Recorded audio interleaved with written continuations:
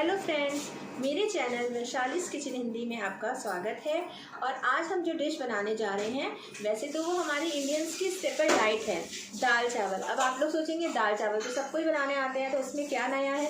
लेकिन आज मैं जो दाल चावल आपको बताने जा रही हूँ वो हमारे सिंधीज़ के ट्रेडिशनल स्टाइल दाल चावल हैं, जो शुरू से लेके इसी तरीके से हमारे सिंधीज़ में पारंपरिक तरीके से जो दाल चावल बनते हैं, जो बनते बहुत ही आराम से और बहुत ही आसानी से बन जाते हैं। ये जो दाल होती है ये थोड़ी सी खट्टी होती है, अरहर की दाल होती है। और जब भी गर्मियों में आपको बहुत कुछ भारी खाने का मन नहीं करे तो ये दाल चावल इतने टेस्टी बनते हैं कि आप इसको बहुत शौक से खा सकते हैं। तो आइए चलिए बनाना स्टार्ट करते हैं सिंधी दाल चावल। दाल चावल बनाने के लिए अरहर की दाल को अपनी फैमिली के अकॉर्डिंग क्वांटिटी ले लेंगे, भिगो लेंगे आधे घंटे और धो लेंगे। उसके लिए हम एक टमाटर बारीक काट लेंगे, हरी मिर्ची।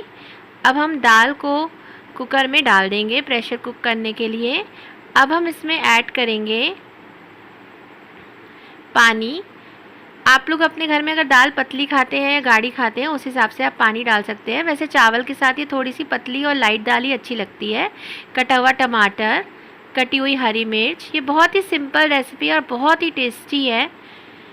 और 1 पॉट मील है आपकी, एक बार में एक ही बर्तन में रेडी हो जाएगी। अब इसमें टमाटर और हरी मिर्च ऐड करने के बाद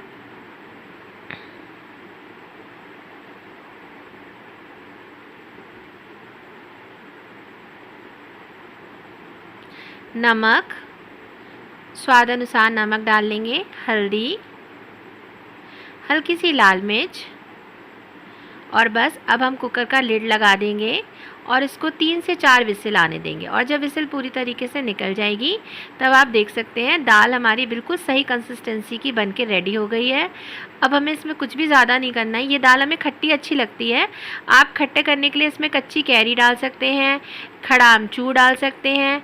और अभी अगर आपके पास कुछ पॉसिबल नहीं है तो अगर 2 नींबू का रस मैंने इसमें ऐड किया है। ये दाल थोड़ी सी खट्टी खट्टी अच्छी लगती है। हरी धनिया ऐड कर दी है और बिल्कुल सिंपल सा इसमें तड़का लगेगा। थोड़ा सा हम तेल इसको गरम होने देंगे और इसमें डाल देंगे जीरा। और जैसे ही हमारा जीरा तड़कने लगेगा तो हम इसमें जीरे का तड़का दे देंगे। ये देखने में जितनी सिंपल लग रही है, अगर आप एज़ इट इज़ जैसे मैंने आपको वीडियो में दिखाया है, अगर आप ऐसे बनाकर खिलाएंगे तो बच्चों से लेके बड़ों तक सबको बहुत ही ज़्यादा पसंद आने वाली है। हल्की सी मैंने इसमें लाल मिर्च कलर के लिए और फ्लेवर के लिए डाल दी है, बहुत मामूली सी। और अब हमने इसको तड़का दे दिया है। ये हमारी दाल रेडी हो गई। ये हमारा ऐसा डिनर है, लाइट लंच या डिनर है, जो आपका 10 मिनट में रेडी हो जाता है। अब हम बना रहे हैं सिंधी स्टाइल में अपने चावल। ट्रेडिशनल चावल हमारे जो है वो इसी सिपरी में ही बनाते हैं हम लोग।